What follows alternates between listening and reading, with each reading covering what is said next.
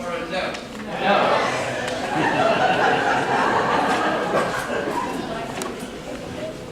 It's like Heinrich's last night.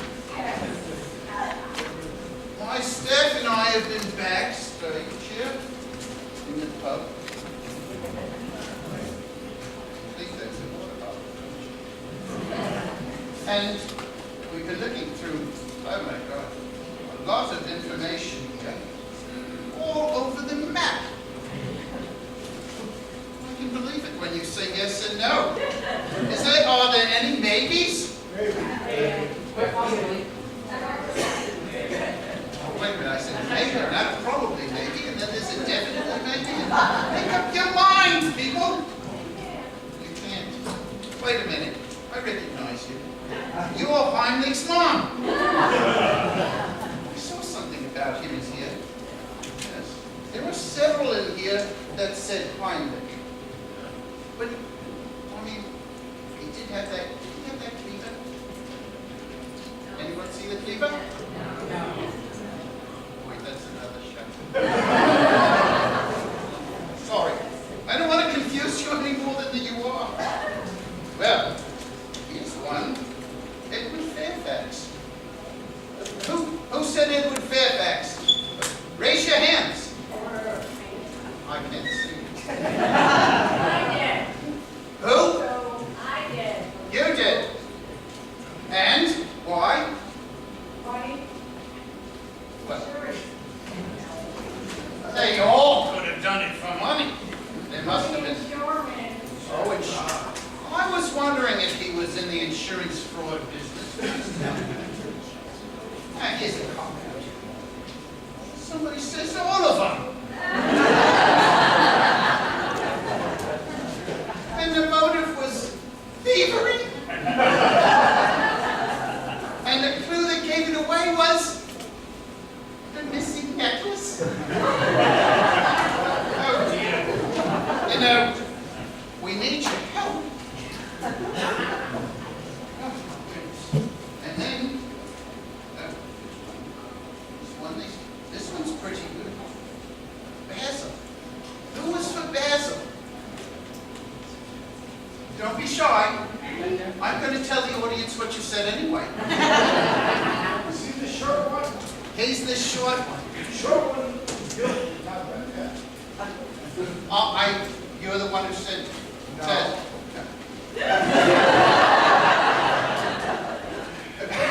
It's hard to get cooperation around here. Well, why would you say he was the one? Short one. I'm good.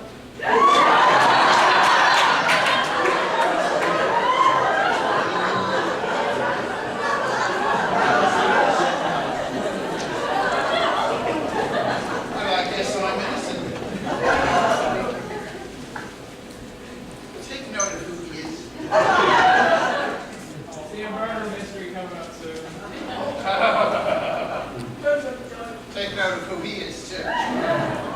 Oh, Stanley Lawson, here's one. That's interesting. He was looking in his pocket for something shiny and hiding it again. Who saw that? Oh, I can't see it. I'll let you go on that one.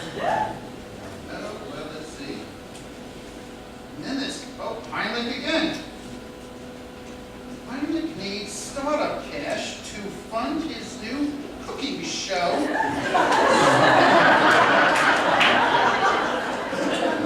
Spicy mice. He quit his job because he no longer needs his salary. That's a pretty good fit.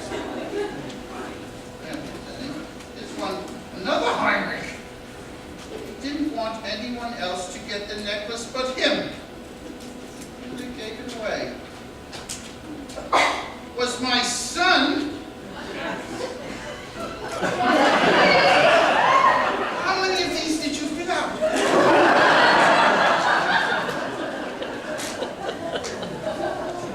I don't believe he's your son.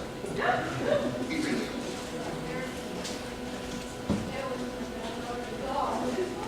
What is your email address? Okay, all right, moving on. Wait a minute, we didn't have that. I apologize, I got out of character. Oh, here's one. Edward again. He stole a necklace. Guilt. To give it to Audrey because he felt guilty about dumping her. They gave it away. His obvious discomfort when he saw her in the lobby.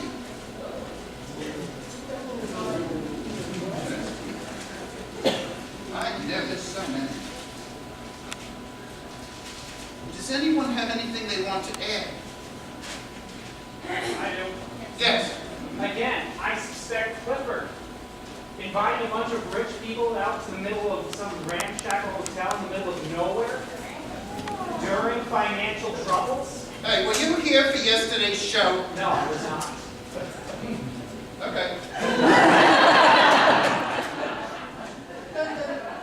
No, it's tough when somebody else. Anyone else? No, we guess. I think it's awfully suspicious that we don't know where Mr. Fairfax earned his money in the first place. Dun, dun, dun.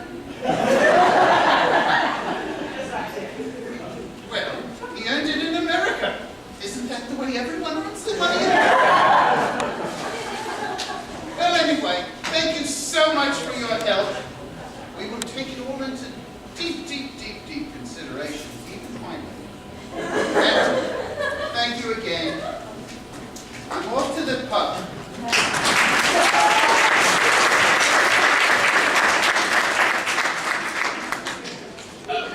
Hello there. I couldn't help but overhear that you were sharing some information with my good friend, Chief Wakefield. That's so good of you to help out like that.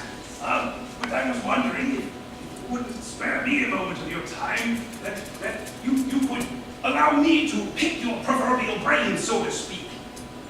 So, what do you think about that tour bus group? Don't you think that it's a little bit too convenient that the tour bus just happened to break down, giving the entire group a nice, neat, tidy alibi? What are you doing? Emma, there you are. I was just, You're just wasting time pursuing false leads and developing ridiculous theories. I really wouldn't say that. Come along now. We've got the case to solve. Unless, of course, you'd rather I just complete the investigation myself. I certainly seem to do all the work myself. In fact, I'm beginning to think this agency ought to be called the Emma Reed Agency.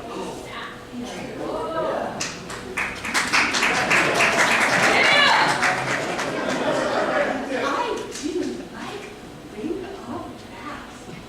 Oh, Emma, wait. Fulton, I quit! I'm gonna go see if I can patch things up then. Right, off I go. Emma, come back. Ready, yeah?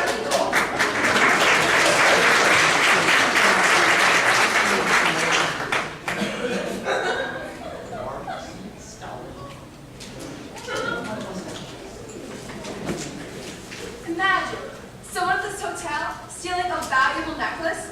Miranda, don't climb on the furniture. That will teach you. It's absolutely disturbing to think that there could be a thief among us. I mean, the police would love the other couple, the Brightons, when they did find stolen the school necklace among all these other items. Well, it's a good thing that we weren't here when it happened, or otherwise we'd all be under suspicion. See, Frederick, that's another good reason for going on our tour. We must start getting questioned by the police. It would have been far more interesting than living at flowers. We must only assignment here. Yes, Robert. After the wasn't all that bad. Yeah, food gone. Speaking of food, remind me to eat elsewhere. Until Henry hires a new chef. The food tonight was awful. Everybody loves bananas. Slide with you. Yeah. No thanks.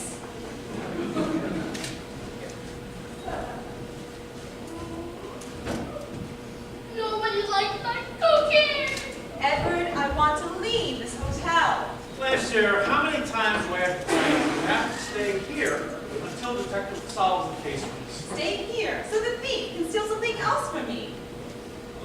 I promise when this is all over, I will take you someplace else. In the meantime, I'll probably die of Food poisoning.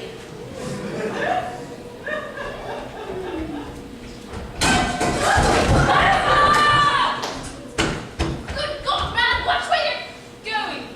Oh, Mr. Fairfax, Mrs. Fairfax, you know, it's been such a hectic day and all, but please, no, I really haven't had a chance to see how you're doing. Please, consider the rest of your stay as on the house. What a bargain!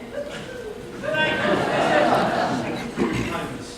I really appreciate that. Lancashire needs some fresh air, so I think we're going to take an evening stroll. Come along, dear.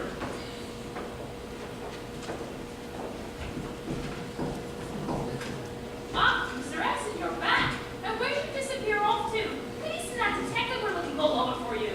Simple. None of this concerns me. It concerns everybody. It is quite suspicious when you disappear when it's your turn to be questioned. All will be revealed in good time. Mr. Clifford, sir, go and gather up all of your guests and staff. I've solved the case. You have. Where is your assistant, Miss Reed? Oh, well, she and I had a bit of a disagreement about who was guilty of the necklace. And so she quit. She decided to start her own detective agency. But without me, she'll never succeed.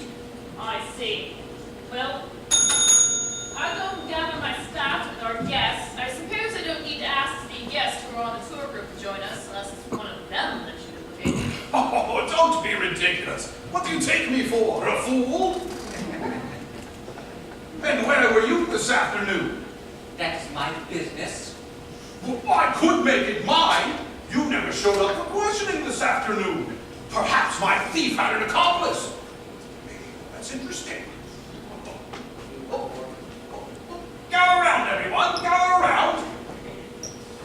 Listen to the genius of Philip Thornton as he explains the mystery of the stolen necklace. My good man, I knew you could do it. Oh, think nothing of it. It was easy. And just to let you know, the police and I struck a deal this morning to see who could solve the case first. And as you will testify to later, I was the first here to explain the solution to you. Therefore, I win the contest. Now, I happen to have some posters and brochures that describe my detective agency in case any of you may happen to need any of my services somewhere down the road. Thornton! Just get on with it, we're all anxious to hear what you've got to say. Oh, all right. It was Basil! Me? Oh, don't act so surprised, Basil. It's always the bellhop who's guilty. Or is that short people? Besides, didn't it strike any of you as suspicious that Basil is clearly a native of Timbuktu, that he bears a quintessentially British name? But we always just called him Basil because we can't pronounce his real name. Well, what is his real name? I just told you, we can't pronounce it. Well, in any event, it doesn't matter. Basil is clearly the mastermind behind the terrible plot to steal Mrs. Fairfax's precious necklace. I'd like to know how he did it. Me too. I was just getting to that. According to all of your testimonies, you were all asleep in your bed at 11 o'clock. But Basil admitted that he was working the late shift behind the front desk. He was the only one who was with Mrs. Fairfax the entire time. There are 5 witnesses who have testified to this. Mr. and Mrs. Fairfax and the 3 maids. But Basil only pretended to be asleep. Meanwhile, he was waiting for Mrs. Fairfax to drink the tea that he had laced with a sedative earlier in the evening. Then, when she passed out, he crept up behind her and he stole her necklace. I knew it! Sneaky little bellhop! Did you find my necklace, detective? No, not yet. But I know where we'll find it. Come along, Basil. Come along, Basil. Well, I'm glad that's over. Me too. Imagine no bellhop got me in a crook. I just can't believe that I worked there for 3 years and he would never do such a thing. I agree with you, Miss White. Egg box left. Basil wasn't guilty. As usual, Thornton messed up all the facts. It was a tough case, as you all know. But I think we've cracked it. We were able to narrow down our list of suspects once we searched that couple of write-ins. We realized that while they had stolen just about everything else in the hotel, they hadn't stolen Mrs. Fairfax's necklace. We retrieved their missing evidence and recommended that Albert and Ingrid get some treatment for their compulsive behavior. Then, we examined the testimonials we had taken for any motives we could find. Initially, we looked at a financial need as a motive. That led us directly, of course, to Mr. Clifford, whose hotel business, while shaky, was on a cliff of a precipice towards catastrophe. Heard from my solicitor.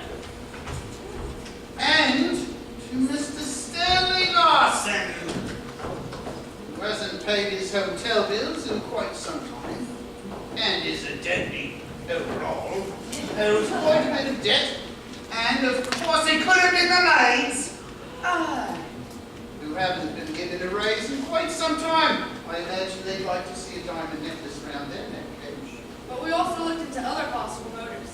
Motives such as jealousy and resentment, for example. That led us to examine a coincidence that was far too unusual to ignore. The coincidence that Audrey Rochester and Edward Fairfax formerly engaged, both from the United States, and ended at the same hotel in England. One piece of evidence, a lady's diamond engagement ring, also led us to a conclusion. It's Audrey Rochester. You are a thief! Oh, what? You haven't proven anything. Oh, come on, Audrey, confess. Isn't it true that you held a resentment against Blanche Fairfax ever since Edward dumped you 10 years ago and broke off your engagement? In fact, don't you believe that every piece of jewelry and all her riches should be yours? Didn't your resentment grow and grow over the years until you finally exacted your revenge on the Fairfaxes and stole the diamond necklace?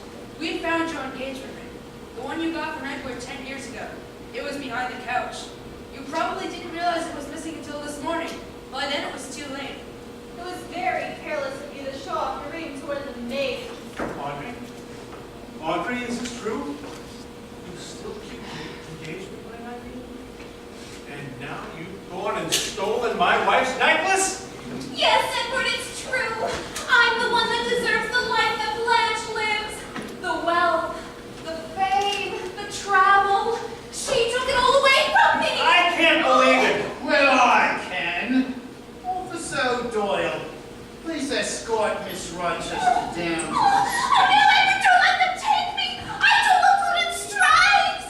Officer Black, go to Miss Rochester's room and check for the diamond necklace.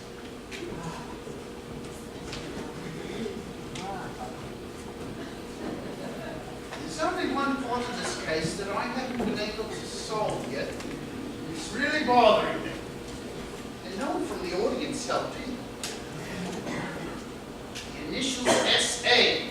monogrammed on that handkerchief found at the scene of the crime. Who could that belong to? Perhaps I can answer that.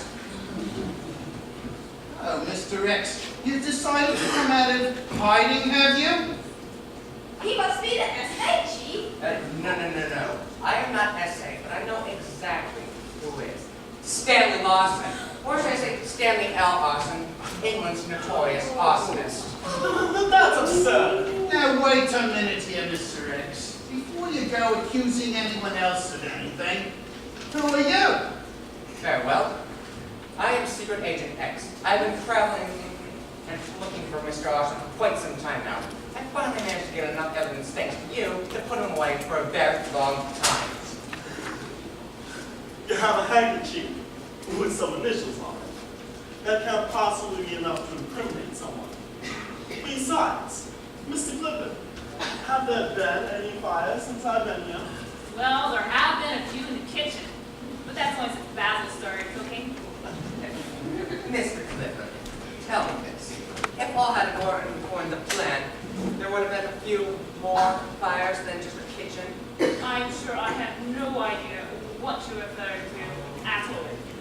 Come on, Mr. X, come clean with it. Chief Whitfield, let's re-examine a possible motive that Mr. Clifford and Stanley Arson had for stealing that diamond necklace. Well, our investigation showed that Mr. Clifford's hotel business was just about to crash into economic disaster. And as for Mr. Larson, he owes a lot of money to a lot of people, and he hasn't paid his hotel bills in quite some time. Chief, didn't it strike you as a bit odd that Mr. Clifford simply allowed Mr. Arson to stay at his hotel without requiring a cent from him, especially since he needed the money? It had crossed my mind, yes. Mr. Clifford's hotel business was going poorly, so he decided to invite famous and wealthy people to come to the hotel and hoping it would do his business some good. When that didn't work, he hired Stanley Arson to set fire to the hotel so he could burn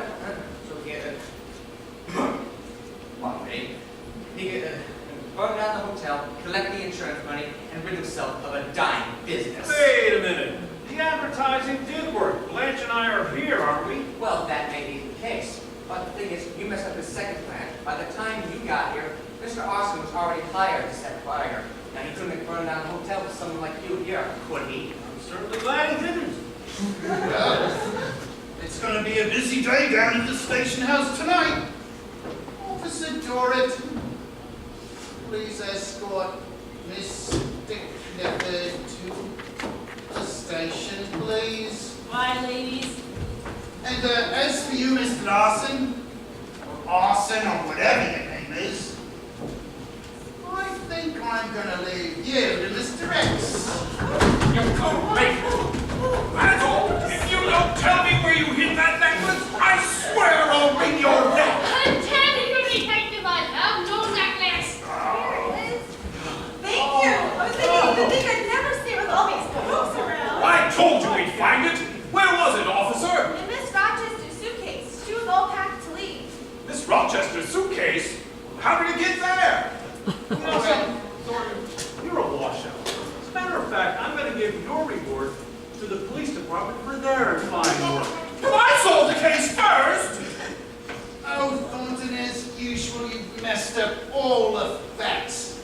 You've gone into the wrong suspect and said he was Cordts.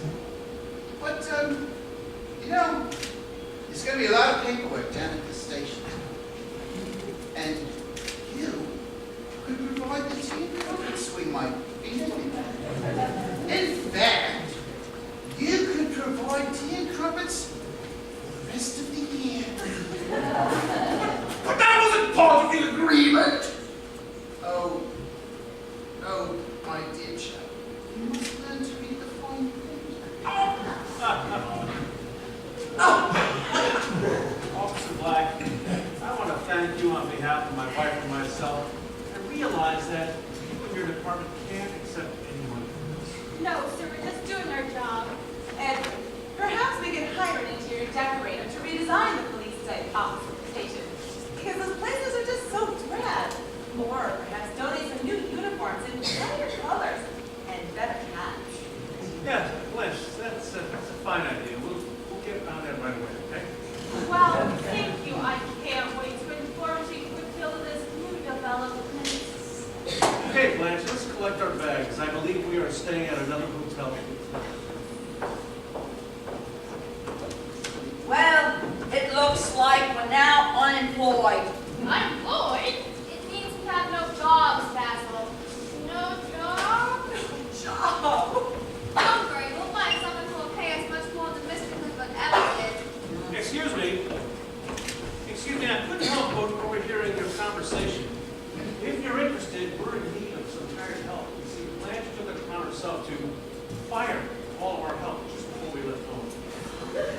We would love the work, sir. Thank you. Edward, did I just hear you hire these people? Perhaps, dear, you forgot. You fired all of our help before we left home. But don't worry about it. We won't let Basil into the kitchen. Come along, folks. We'll discuss your wages in the car. Yes, sir.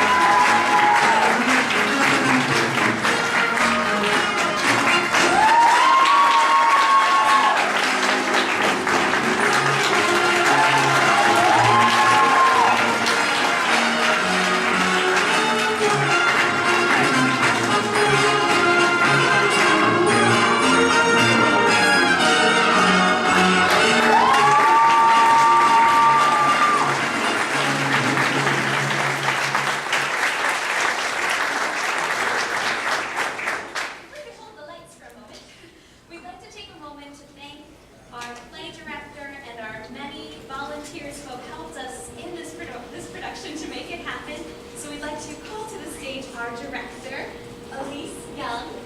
We have a very special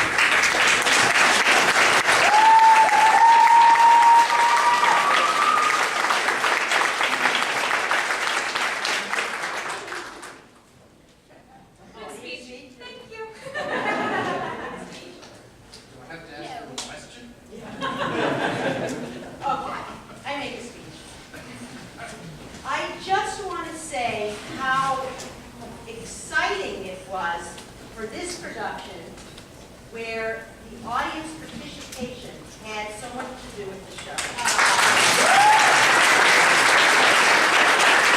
We always need audience participation in the sense that you have to come and support the show and pay attention and hopefully enjoy yourselves and laugh and clap. But with this one, we worked really, really hard on our characters and on the show and on the blocking and the lighting and the sound and the costumes and the scenery. But we didn't really know exactly what was going to happen until everybody got here. And it really was surprising to all of us. We were so thrilled that everybody wanted to fill out the forms and that everybody